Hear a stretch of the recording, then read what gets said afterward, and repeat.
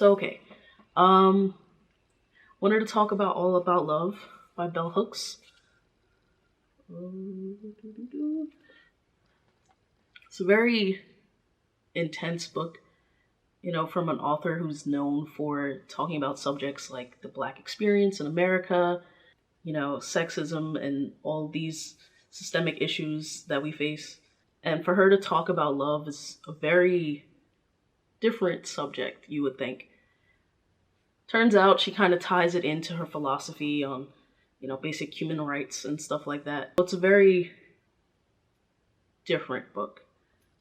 So I know like a lot of people are going through isolation and uncertainty in their future and things like that.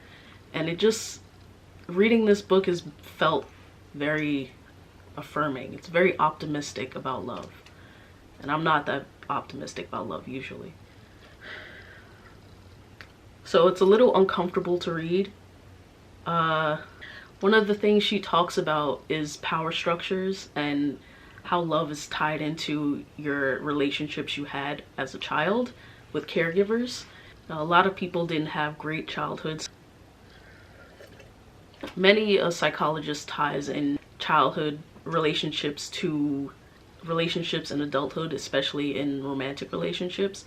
And Bell Hooks kind of talks about this a lot, about the power structures you felt as a child often reflect in your romantic relationships as an adult. One thing she touches on is the way young children seem to think love is receiving gifts and attention, hugs and kisses and things like that. And in adulthood, that's what a lot of people feel love is.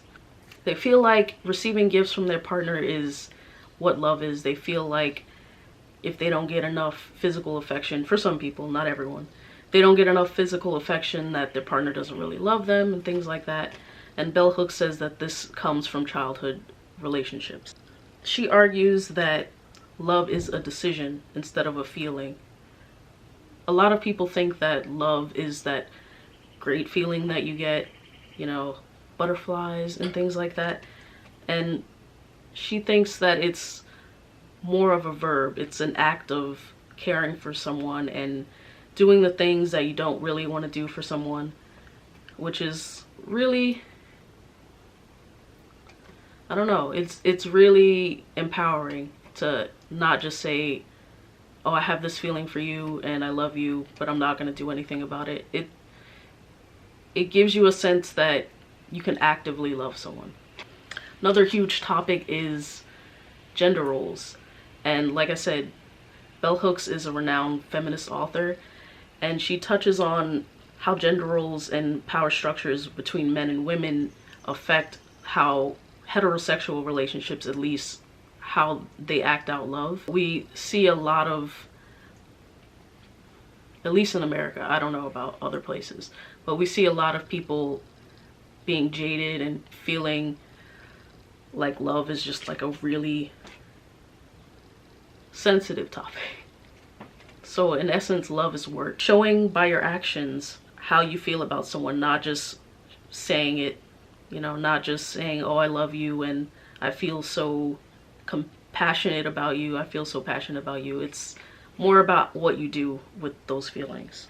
The way society is set up, specifically in a capitalistic society, it's mostly about dominance. It's about, individualism and things like that. And that kind of bleeds into how people show love to each other. Bell Hooks thinks that love would be more prevalent in our society if we didn't have these pressures to just be constantly doing the side hustles and doing all these other things to make money.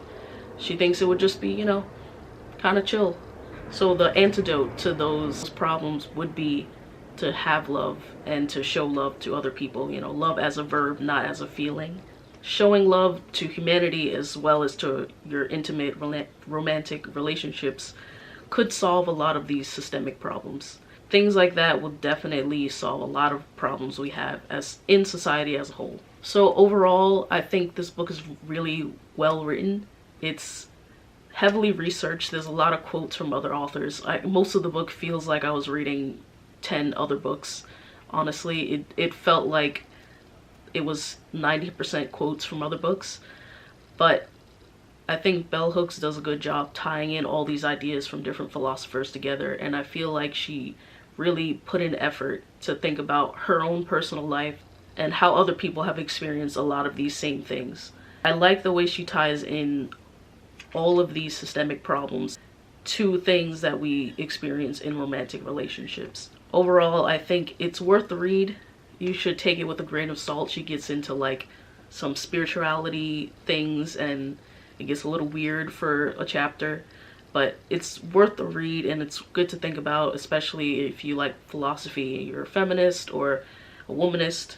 And yeah,